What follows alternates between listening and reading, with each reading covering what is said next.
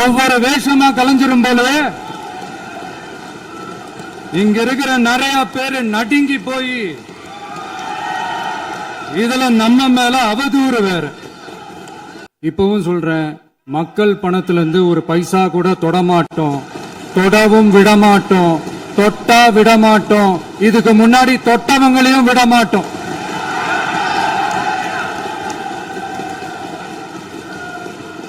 ஒவ்வொரு ஊழலா வெளியில வரும் போலயே மக்கள் தயவால இந்த ஆட்சி நடந்துகிட்டு இருக்கு. மனசாட்சி உள்ள சக்திகளோட ஆதரவால இந்த ஆட்சி நடந்துகிட்டு இருக்கு. அனுப்பி வச்சவங்களுக்கு மினிஸ்ட்ரியில இடம் கொடுத்தா ஏன் கதறீங்க? ஏன் இவ்வளவு கோவம்? ஏன் இவ்வளவு கதறல்? இதுல எங்க இருந்து நாங்க தான் அனுப்பி வச்சோம்னா புரியலையே.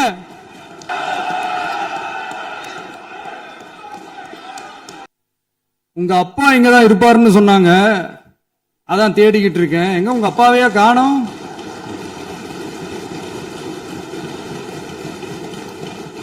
இல்ல, எங்களுக்கும் நக்கலா நையாண்டியா சம்பந்தம் இல்லாத குட்டி கதை இதெல்லாம் எங்களுக்கும் பேச தெரியும்.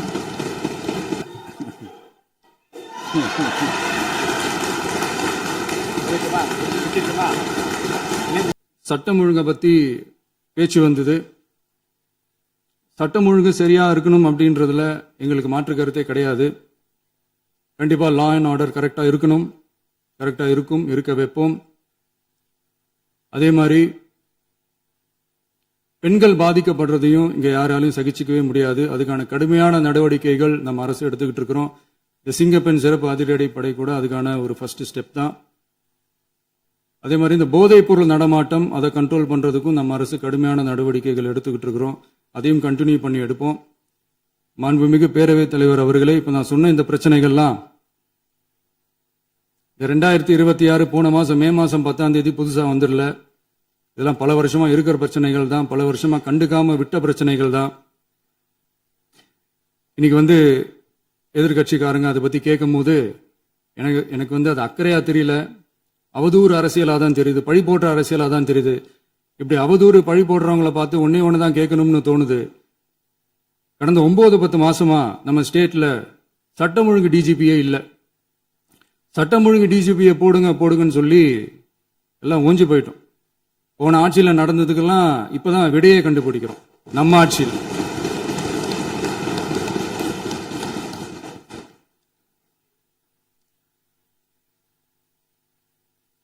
இந்த போதைப் பொருள் நடமாட்டம் எல்லாம் தாறுமாறா அப்படியே பரவி கொட்டி கிடக்குது. இதெல்லாம் இனிஷியல் ஸ்டேஜ்லயே யார் கண்ட்ரோல் பண்ணியிருக்கணும்? போலீஸ் டிபார்ட்மெண்ட் அப்ப யார் கையில இருந்தது? இத்தனை கேள்வி நம்மளை பார்த்து கேட்கறாங்களே, ஒரே ஒரு கேள்விதான் நான் கேட்கணும்னு தோணுது. போலீஸ் டிபார்ட்மெண்ட்டை கையில வச்சுக்கிட்டே பிகினிங்லயே இனிஷியல் ஸ்டேஜ்லயே இந்த போதைப் பொருள் நடமாட்டத்தை ஏன் கண்ட்ரோல் பண்ணல? மனசாட்சி உள்ளவங்க இந்த பிரச்சனையெல்லாம் ஏன் நடக்குதுன்றது அவங்களுக்கே நல்லா தெரியும். இன்னைக்கு சட்டம் ஒழுங்கை பத்தி கேள்வி கேட்கக்கூடாதா அப்படின்னா தாராளமா கேட்கலாம். இது ஜனநாயக அரசு, மன்னராட்சி எல்லாம் கிடையாது, மனசாட்சி உள்ள மக்களாட்சி. அதனால கேள்வி கேட்கலாம், எல்லாருக்கும் எல்லா உரிமையும் உண்டு. விமர்சனம் செய்யலாம், எல்லாருக்கும் எல்லா உரிமையும் உண்டு. ஆனா நம்ம ஆட்சியில என்ன நடவடிக்கைகள் எடுத்திருக்கோன்றது தெரிஞ்சுக்கிட்டு அதுக்கேற்ற மாதிரி ஒரு நடுநிலையா பேசுனீங்கன்னா கொஞ்சம் நல்லா இருக்கும். சட்டம் ஒழுங்கை பத்தி யாருக்கு என்ன யோசனை இருந்தாலும், மக்கள் நலனுக்காக யாருக்கு என்ன யோசனை இருந்தாலும் அதை தாராளமாக சொல்லலாம். நம்ம அரசு அது காது கொடுத்து கேட்கும். ஆனா நம்ம அரசனுடைய நிர்வாகத்திறன் அதை பத்தி பேசுறவங்களுக்கு இந்த ஊரடிச்சு உலையில போட்டு ஊழல் மேல ஊழலா செஞ்சுக்கிட்டு அதுல இருந்து தப்பிக்கிறதுக்கு பேர் தான் நிர்வாகத்திறன் அப்படின்னு சொன்னா, அப்படிப்பட்ட ஒரு ஊழல் செய்யற நிர்வாகத்திறனை நம்ம அரசு ஒரு நாளும் செய்யாது. பொட்டி பெட்டியா பணத்தை வச்சுக்கிட்டு, பெட்டியை வச்சு எல்லாம் செஞ்சுக்கிட்டு, போதைப் பொருள் பாதுகாவல் கழக மாடல் அரசாங்கம் செஞ்ச ஒவ்வொரு ஊழலா வெளியில வந்துகிட்டு இருக்கு. டாஸ்மாக்ல அது என்னப்பா அது பேரு, பார்ட்டி ஃபண்ட் கட்சி நிதி அப்படின்ற பேர்ல அடிச்ச கொள்ளையெல்லாம் ஒண்ணா இப்போ கவர்மெண்டோட கஜானாவுக்குள்ள கொண்டு சேர்த்துக்கிட்டே இருக்கிறோம்.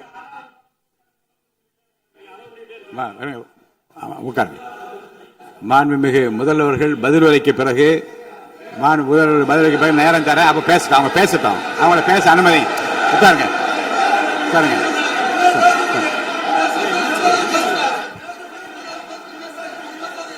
மாண்புமிகு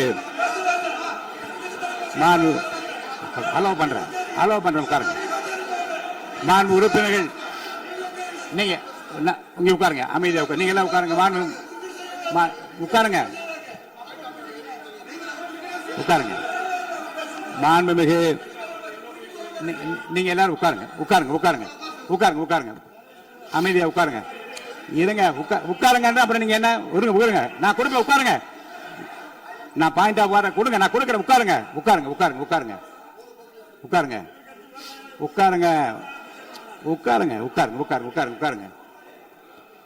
மாண்புமிகு முதல்வர் அவர்கள் போர்வையாக நிதானமாக சொல்லிக்கொண்டே இருக்கிறார். நீங்க குறிப்பெடுத்து வைத்துக் கொள்ளுங்கள். பேசி முடித்தவுடன் நான் உங்களுக்கு அவகாசம் தருகிறேன். நீங்க ஒண்ணு சொல்லுங்க, என்ன என்பது நீங்க சொல்லுங்க. உங்க சொல்லுகிற வாய்ப்பை நான் உங்களுக்கு தருகிறேன். இப்போது மாண்புமிகு முதலமைச்சர் உங்கள் உரையை தொடரலாம்.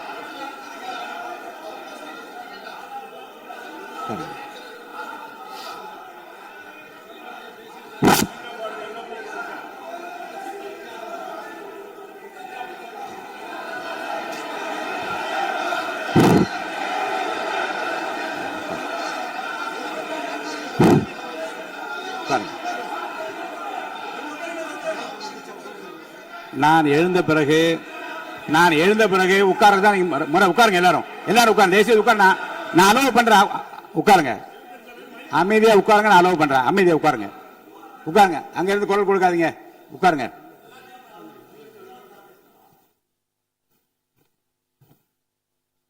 இனிமையான இந்த விவாதத்தில் இதுவரை குறுக்கீடுகள் இல்லாமல்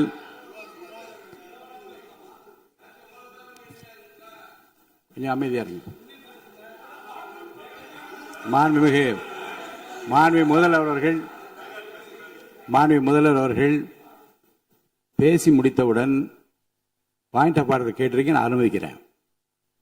எதிர்கட்சி தலைவருக்கு மட்டும் நான் அனுமதி தருகிறேன். அவர் எழுந்து பேசலாம். முதலமைச்சர் நீங்க கண்டினியூ பண்ணி முடிக்கலாம். நீ எல்லாரும் எழுந்துச்சீங்கன்னா சரி வராது. உட்காருங்க. நான் சொல்லியிருக்கேன். உட்காருங்க.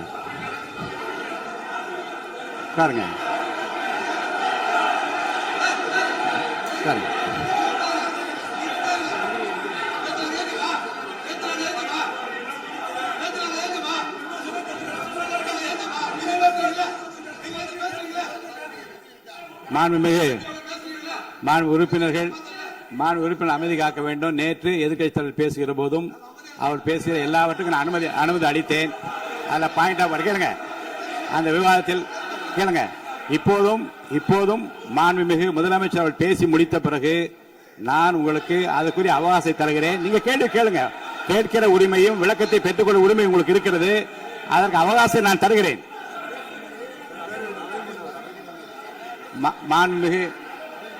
மாண்புமிகு உறுப்பினர் அமருங்க. நான் என் தீர்ப்பை சொல்லுகிறேன். மாண்புமிகு முதலமைச்சர் அவர்கள் பேசி முடித்தவுடன் எதிர்க்கட்சி தலைவருக்கு அந்த வாய்ப்பை நான் தருகிறேன். நிச்சயமா அந்த கேள்வி கேட்கலாம். உட்காருங்க எல்லாரும். பேரவை முன்னவர் பேசுங்க. மாண்பு பேரவைத் தலைவர் அவர்களே, இன்று இவர்கள் முயற்சி செய்வது அவர் ஆளுங்கட்சியாக இருக்கின்ற போது இருங்க, நான் சொல்லிடுறேன் ப்ளீஸ். ஒரே நிமிஷம் நான் சொல்லிடுறேன் ப்ளீஸ். ஆளும் கட்சியாக இருக்கின்ற போது நீங்கள் சொன்ன ஒரே வார்த்தை, நாங்கள் பேசி முடித்ததற்கு பிறகு குறிப்பிடுத்துவிட்டு நீங்கள் எந்த கேள்வி வேண்டுமானாலும் கேட்கலாம் என்று ஒரு முறையை நீங்கள் பின்பற்றினீர்கள். அதே முறையை இப்போது பின்பற்ற வேண்டும் என்று கேட்டுக்கொள்கிறேன். பள்ளிக்கல்வித்துறை அமைச்சர். மாண்புமிகு பேரவைத் தலைவர் அவர்களே, நேற்றைய தினம் கூட எதிர்க்கட்சி தலைவர் சொன்னதை முழுமையாக கேட்டு இறுதியில் ஒரு வாய்ப்பு தந்தீங்க. அதுவும் இல்லாம இந்த நேரத்தில் நேரலையில் நீங்களும் பாக்குறீங்க. அங்கிருந்து உரிமையில் விழித்து இந்த பக்கம் இருக்க உறுப்பினர்களை பார்த்து அப்படின்னு உரிமையில் விழிப்பதை உங்கள் மூலமாக கண்டிக்கிறேன். அந்த வார்த்தையை அவை குறிப்பிலிருந்து நீக்கணும். கண்ணியம் காத்து முதல்வர் முழுமையாக பேசுவதை காத்து கண்ணியம் காத்து இந்த சபைக்கு ஒரு மரபு இருக்கிறது. அதை மூத்த உறுப்பினர்கள் பின்பற்றபடி உங்கள் மூலமாக கேட்டுக்கொள்கிறேன். மாண்புமிகு முதலமைச்சர் அவர்கள் உரையை தொடரலாம். நான் தரேன். நான் உறுதியாக மாண்புமிகு முதலமைச்சர் அவர்கள் பேசி முடித்தவுடன் எதிர்க்கட்சி தலைவருக்கு அந்த வாய்ப்பு தரப்படும் என்பதை உறுதியாக சொல்லிவிட்டேன். இடையிலே குறுக்கீடு செய்யாமல் அந்த பேச்சு முழுமையாக பேசி முடிக்க நீங்கள் அனுமதி வழங்க வேண்டும் என்று கேட்டுக்கொள்கிறேன். அமைதியா உட்காருங்க, அவங்க பேசி முடிக்கட்டும், நீங்க கேளுங்க. நான் என்ன சொல்றேன், கேட்கிற உரிமையும் விளக்கத்தை கேட்டு பெற உரிமை உங்களுக்கு இருக்கிறது. ஆனா இடையிலே குறுக்கீடு செய்யாமல் அதை முடிக்கும்படி நான் கேட்டுக்கொள்கிறேன். மாண்புமிகு முதலமைச்சர் அவர்கள் தொடர்ந்து நீங்க பேசலாம்.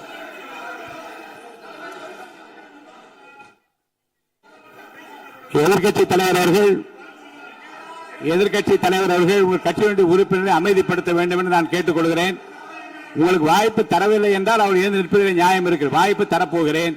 மாண்பு முதலமைச்சர் அவர்கள் பேசி முடித்தவுடன் உங்களுக்கு வாய்ப்பு தரப்படும். அது வரைக்கும் உங்களுடைய உறுப்பினரை அமைதி காக்க நீங்கள் தான் பார்த்துக் கொள்ள வேண்டும். மாண்பு அவை முன்னவர்.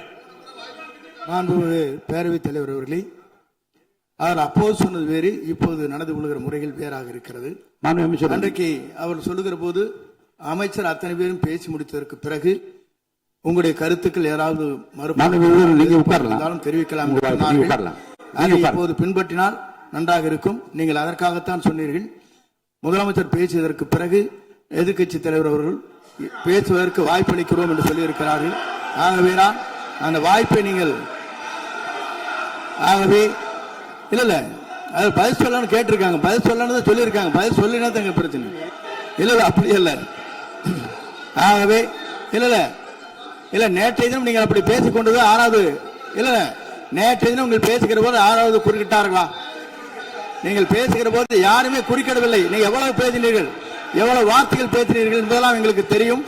யாருமே அதில் குறுக்கிடவில்லை. இது முதலமைச்சர், எங்கள் முதலமைச்சர் எதிர்க்கட்சி தலைவர் பேசுகிற போது யாரும் குறுக்கிட வேண்டாம் என்று சொன்னார்கள். அதை நாங்கள் பின்பற்றினோம். ஆனால் இன்றைக்கு நீங்கள் பின்பற்றவில்லை என்றால் வேதனையாக இருக்கிறார். முன்னவர் நேற்று எதிர்க்கட்சி தலைவர் பேசுகிற போது அடுக்கடுக்காக குற்றச்சாட்டுல வைத்தார். இப்போ அதற்குரிய மாண்புமிகு பொதுப்பணித்துறை அமைச்சர் கூட காலையில் அலுவலகத்தை சந்தித்து அவர்கள் சாட்டிய குற்றச்சாட்டுகளுக்கெல்லாம் ஆதாரங்களை எல்லாம் நான் கொண்டு வந்திருக்கிறேன் என்று சொன்னேன். நான் நேற்று அந்த விஷயம் நேற்றோடு முடிந்து விட்டது. ஆதாரங்களை கொடுங்கள்.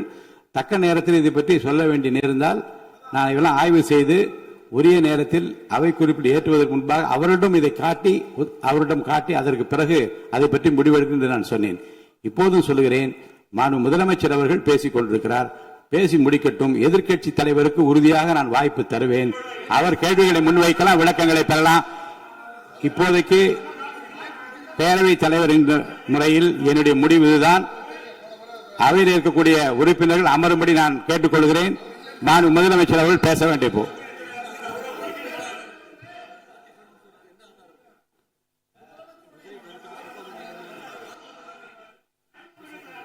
மாண்புமிகு இருங்க. அவை முன்னவர் பேரவைத் தலைவர் அவர்களே, நேற்றைய தினம் நீங்கள் முழுமையாக பேசினீர்கள். உங்கள் பேச்சுக்கள் எப்படி இருந்தது என்பதும் நாடறியும். இருந்தாலும் கூட நாங்கள் அமைதியாக இருந்தோம். இல்ல நீங்க இருங்க, ஒவ்வொரு வார்த்தைக்கு இருங்க. நீங்க மின்வெட்டையில நீங்க சொன்னீங்க, உங்களுடைய முன்னாள் அமைச்சர் ஆற்காடு வீராசாமி இருக்கிற போது மின்வெட்டால் தான் நாங்கள் ஆட்சியே மாறியது என்றெல்லாம் சொன்ன கதையெல்லாம் இருக்கு. அதெல்லாம் சொன்னோம்னாங்க நாங்களே அமைதியா இருந்தோம். அதுக்காக நீங்க தயவு செய்து எதிர்க்கட்சி தலைவருக்கு வாய்ப்பளிக்கிறார்கள். அந்த வாய்ப்பை நீங்கள் அவர் முதலமைச்சர் பேசியதற்கு பிறகு பேசினால் அழகாக இருக்கும். அவை முன்னர் பள்ளி கல்வித்துறை அமைச்சர். மாண்புமிகு பேரவைத் தலைவர் அவர்களே, அவர் ஒரே ஒரு வார்த்தையை தான் சொன்னார். பார்ட்டி ஃபண்ட் என்ற வார்த்தையை கேட்டு எதிர்க்கட்சி நண்பர்கள் கோபப்படுகிறார்கள். ஆனால் அதன் மீது உங்களுக்கு பாயிண்ட் ஆஃப் ஆர்டர் தருவதாகவும் நீங்கள் சட்டப்பேரவைத் தலைவர் சொல்கிறீர்கள். நேற்றைய தினம் இதே போல வெற்றி தலைவர் அவர்களினுடைய வழிகாட்டில் வளர்ந்த நாங்கள் சகிப்புத்தன்மையோடு அவர்கள் பல வார்த்தைகள் சொன்னார்கள்.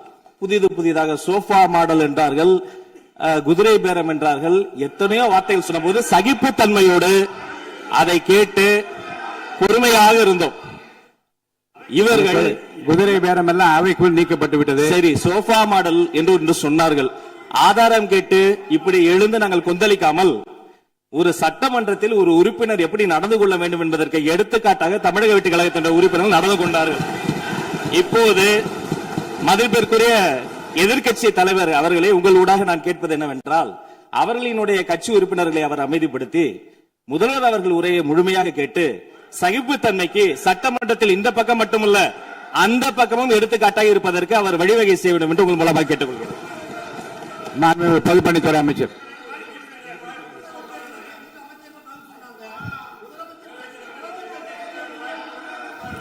மாண்புமிகு பேரவைத் தலைவர் அவர்களே, திராவிட முன்னேற்ற கழகம் முதல் நாளில் இந்த சபையுடைய மரபையும் பாரம்பரியத்தை பற்றியும் நமக்கு வகுப்பெடுத்தார்கள். அந்த மரபுப்படி எங்களுடைய தலைவருடைய வழியில் இந்த சட்டசபையுடைய நிகழ்வுகளில் நாங்கள் கலந்து கொண்டிருக்கிறோம். நேற்று எதிர்க்கட்சி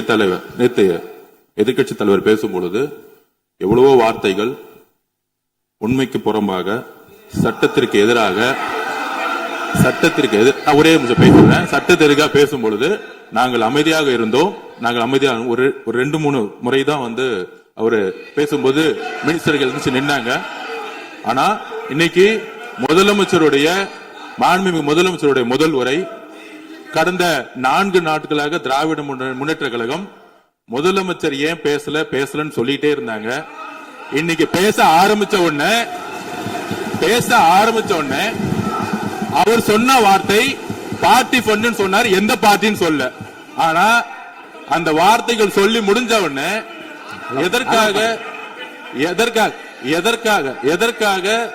எதற்காக முதலமைச்சருடைய பேச்ச இவங்க குறுக்கிறாங்கன்னு தெரியல.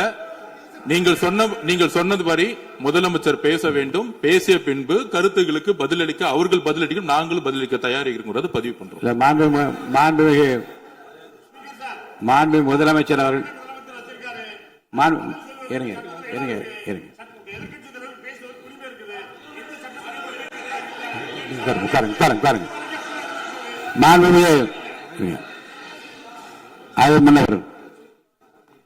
மரபு இருக்கிறது, எப்போது வேணா பாயிண்ட் ஆஃப் ஆர்டர் இருந்தாலும் கூட நீங்க அந்த மரபை நீங்க கடைபிடித்தீங்களா உங்க ஆட்சியில?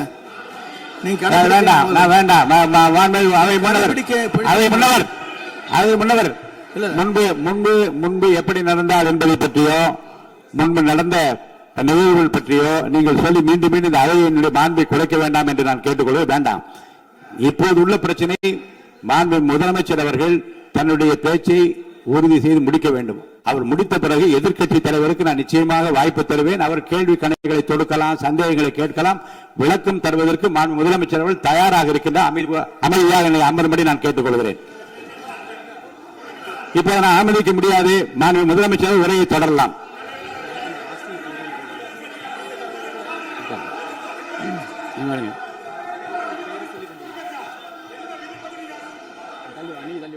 மாண்புமிகு உறுப்பினர் ஆஸ்டின் உங்க இடத்துல போய் உட்காருங்க.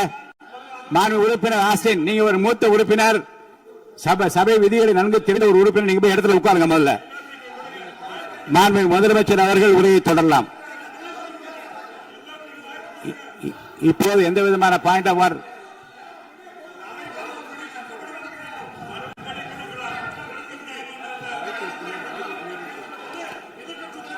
நான் வாய்ப்பு இல்லை என்று சொன்னால் நீ எழுந்து நிற்பதிலே நியாயம் இருக்கிறது. உட்காருங்க. வாய்ப்பு உறுதியாக எதிர்க்கட்சி தலைவருக்கு பாயிண்ட் ஆஃப் ஆர்டர் மட்டுமல்ல, உட்கார்ந்து அவர் பேசிய பேச்சுக்கள் என்னென்ன இருங்க, என்ன உங்களுக்கு சந்தேகம் இருக்கிறதோ, வினாக்கள் இருக்கிறதோ அதை நீங்க கேட்கலாம். அவர் பதில் சொல்வதற்கு தயாராக இருக்கிறார். பேசி முடிக்கின்ற வரை அமைதி காக்கும்படி உங்களை நான் கேட்டுக்கொள்கிறேன். மாண்புமிகு எதிர்க்கட்சி தலைவர் முழு ஒத்துழைப்பை நீங்கள் தர வேண்டும் என்று நான் எதிர்பார்க்கிறேன்.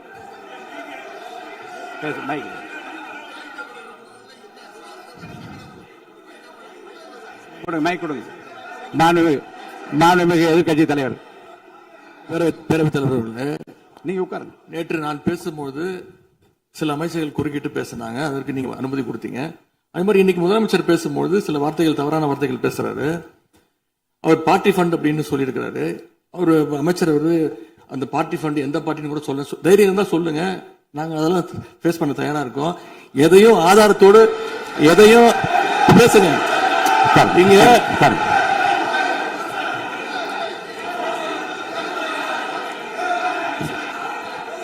அது மாதிரி பேரவைத் தலைவர் அவர்களே, நேற்று நான் பேசி முடிஞ்சோடனே நீங்க வந்து அவை முடிஞ்சிருச்சுன்னு சொல்லிட்டீங்க.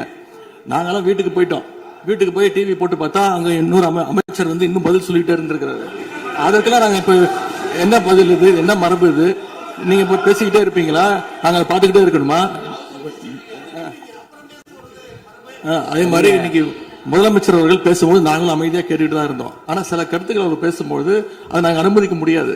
ஆதாரத்தோடு ஏதாவது பேசணும்னா, குற்றச்சாட்டுகள் சொல்லும் போது ஆதாரத்தோடு சொன்னீங்கன்னா அதை நாங்க வந்து ப்ரூவ் பண்றதுக்கு தயாராக இருக்கு. மாண்புமிகு உறுப்பினர் அவர்கள் இருங்க.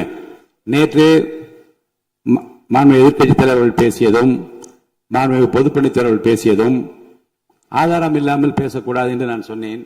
ஆய்வு செய்து நீக்கப்பட வேண்டியது நீக்கும் என்று சொன்னேன். இப்போது மாண்புமிகு முதல்வர் அவர்கள் பேசி முடிக்கட்டும். நீங்கள் கூறிய கருத்துப்படி அதில் ஆதாரங்கள் இல்லாத குறிப்பாக இருந்தால் அதை நீக்குவதற்குரிய உரிமை எனக்கு இருக்கிறது. ஆய்வு செய்து நான் நடவடிக்கை எடுப்பேன். இப்போது மாண்புமிகு முதலமைச்சர் அவர்கள் பேசலாம். இந்த டாஸ்மாக் மாதிரியே பல டிபார்ட்மெண்ட்லயும் மறுபடியும் சொல்றேன், கட்சி நிதின்ற பேர்ல அடிச்ச கொள்ளைய ஒன்னா கவர்மெண்டோட கஜானாக்குள்ளேயே கொண்டு சேர்த்துக்கிட்டே இருக்கிறாங்க. இப்பவும் சொல்றேன், மக்கள் பணத்துல இருந்து ஒரு பைசா கூட தொடமாட்டோம், தொடவும் விடமாட்டோம், தொட்டா விடமாட்டோம், இதுக்கு முன்னாடி தொட்டவங்களையும் விடமாட்டோம்.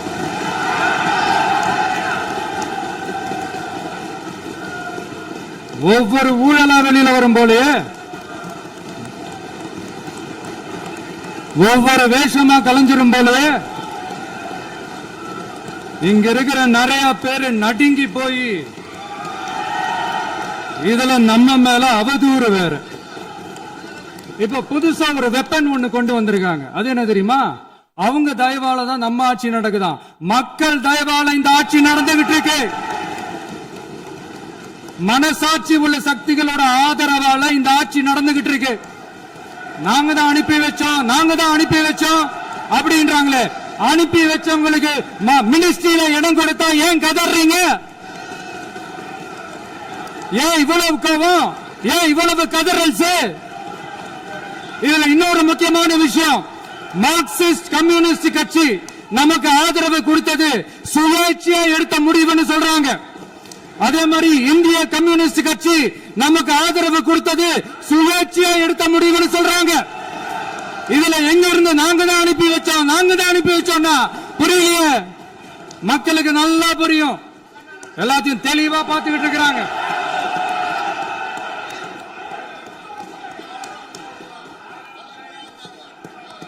முதலமைச்சர் கண்டினியூ பண்ணலாம். மாண்பு முதலமைச்சர்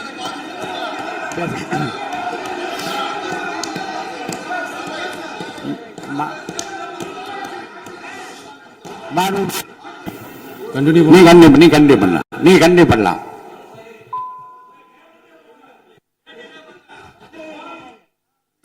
இந்த சமூக நீதி அரசுன்னு சொல்றவங்களை பார்த்து கேட்கிறேன், நம்ம பட்டியலின சகோதரர்களுக்கு எத்தனை அமைச்சர் பதவி கொடுத்தீங்கன்னு கொஞ்சம் சொல்ல முடியுமா? ஆனா நம்மளுடைய அரசுல 8 அமைச்சர் பதவிகள் யாருக்கு? நம்ம பட்டியலின சகோதரர்களுக்கு. எல்லாம் நம்ம அண்ணன், நம்ம தம்பி, நம்ம தங்கச்சிங்க. அண்ணல் அம்பேத்கர் அவர்களுடைய கிட்டத்தட்ட 100 ஆண்டு கால கனவு இப்ப நிறைவேறி இருக்கு.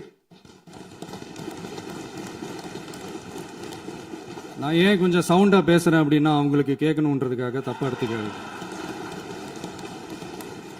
அதே மாதிரி பெண்களோட பாதுகாவலர் நாங்க தான் அப்படின்னு சொல்லிக்கிறவங்களை கேட்கிறேன், எத்தனை பெண்களுக்கு அமைச்சர் பதவியில இடம் கொடுத்தீங்க கொஞ்சம் சொல்ல முடியுமா?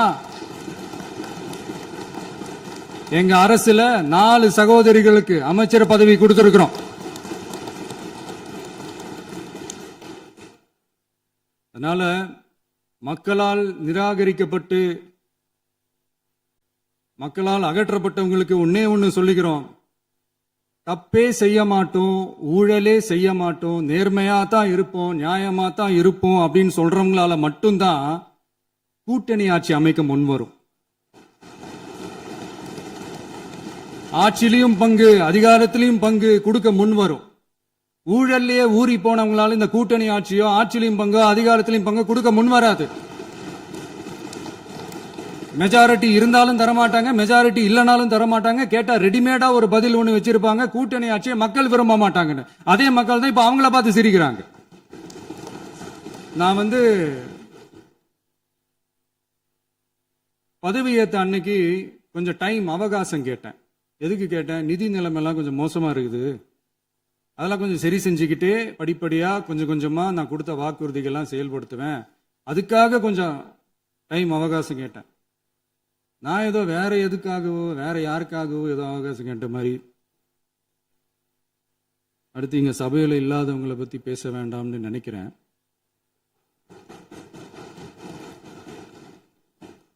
இங்க நம்மளை பத்தி அவதூறு பரப்புறதோட மட்டும் இல்லாம இப்ப நம்ம மக்கள் மேலேயும் அவதூறு பரப்ப ஆரம்பிச்சுட்டாங்க. மக்கள் நமக்கு ஓட்டு போட்டது தப்பான், குடும்பம் குடும்பமா நமக்கு ஆதரிச்சது தப்பான். இது இப்ப இல்ல, நான் சொல்றது எம்ஜிஆர் அவர்கள் காலத்திலிருந்தே. அப்பவே அவர் ஜெயிச்சப்போ அதே மக்களை தப்பு தப்பா பேசுறது. மக்கள் என்ன பண்ணிட்டாங்க, எம்ஜிஆர் என்ன பண்ணிட்டாரு, எம்ஜிஆர் என்ன இது பண்ணிட்டாரு. 50 வருஷமா ஒரே டெக்னிக்கா. டெக்னாலஜி எல்லாம் மாறி வேற எங்கேயோ போயிட்டு இருக்கு பஸ். இதுல கொஞ்சம் டெக்னிக்காச்சும் கொஞ்சம் மாத்தினா கொஞ்சம் நல்லா இருக்கும்.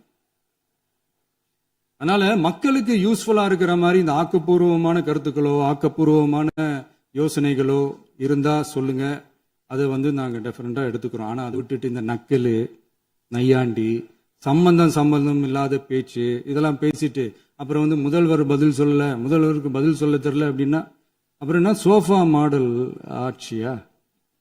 அது என்னன்னு புரியறதுக்கு எனக்கு ரொம்ப நாள் ஆச்சு. இந்த sofa set, table chair, teapoy, furniture பிசினஸ்லாம் வேற எங்க வெளியில போய் பண்ண சொல்லுங்க. அப்படி அந்த பிசினஸ் தான் பண்ணணும்னா நிறைய பிசினஸ் பண்ற மாதிரி வெளியில போய் பண்ண சொல்லுங்க, இங்க சட்டசபைக்குள்ள வேணாம். அதனால ஆக்கப்பூர்வமான கருத்துக்கள் இருந்தா சொல்லுங்க. டெஃபினட்டா அது சரியா இருந்தா நாங்க ஏத்துக்கிறோம். எனக்கு ஒரு குட்டி கதை ஒண்ணு ஞாபகம் வருது, சொல்லாமா? ஒரு ஊர்ல ஒரு பெரியவர் வெயில் ரொம்ப ஜாஸ்தியா இருக்குன்னு சொல்லிட்டு கண்ணுக்கு மேல கை வச்சுக்கிட்டு இப்படி சுத்தி முத்தி தேடிக்கிட்டு இருந்தாராம். அப்ப கூட இருந்த ஒரு சின்ன பையன் என்ன தேடுறீங்க அப்படின்னு கேட்டானா. அதுக்கு அந்த பெரியவர் சொன்னாரா, அது ஒண்ணு இல்ல தம்பி, உங்க அப்பா இங்கதான் இருப்பாருன்னு சொன்னாங்க, அதான் தேடிக்கிட்டு இருக்கேன். எங்க உங்க அப்பாவையா காணோம்?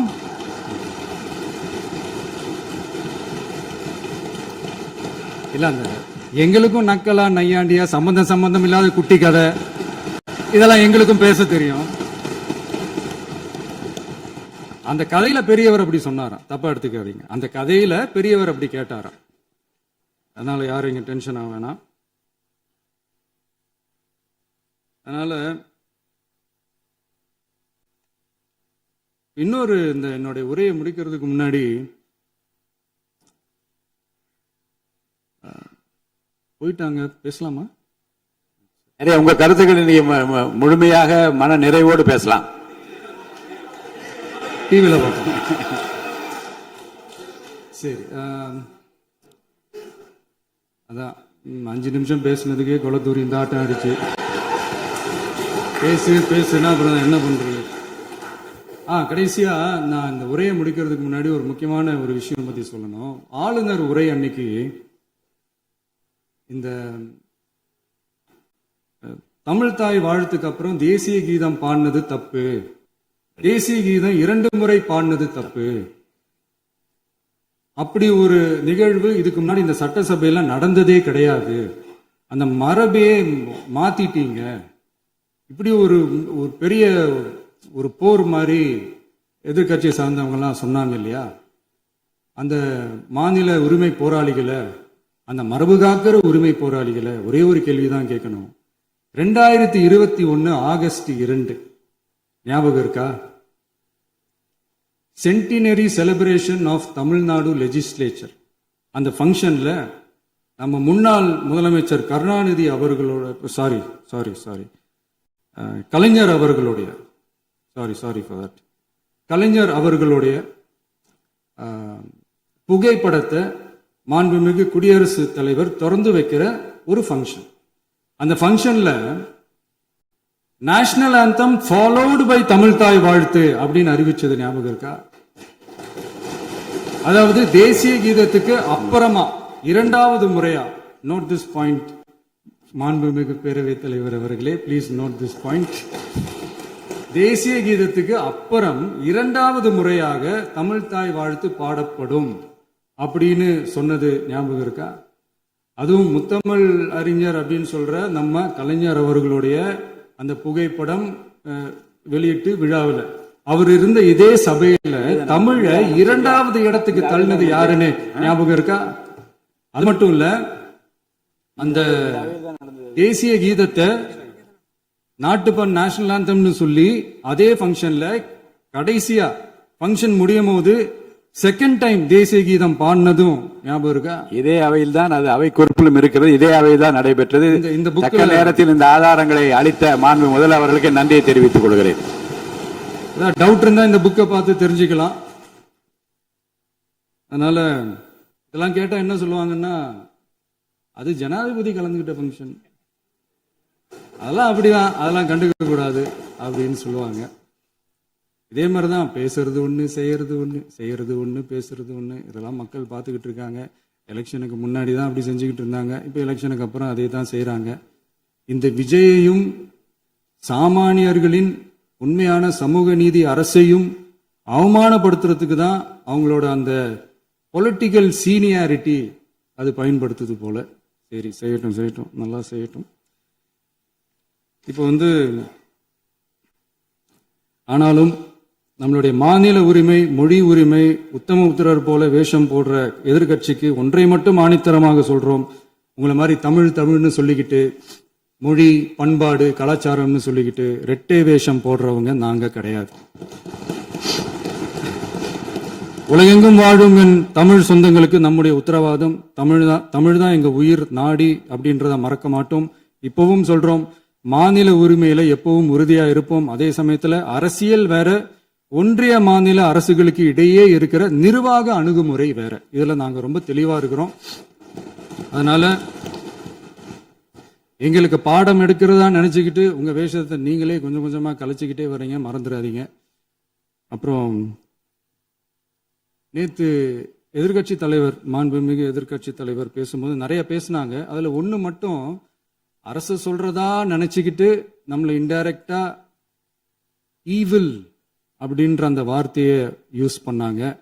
எனக்கு ஒன்னே ஒண்ணுதான் சொல்லணும்னு தோணுது, ஈவில்ஸ்னு டெவில்ஸ் பேசக்கூடாது.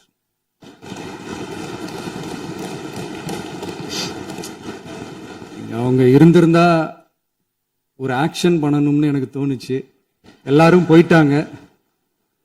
பர்மிஷன் பண்ணலாமா? இப்பவும் பண்ணலாம், ஒன்றும் தப்பு இல்லை.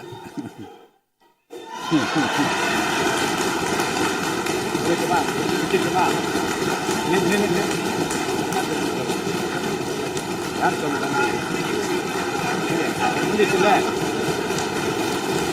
எழுந்து சொல்லணும், உட்காந்து சொல்லட்டுமா?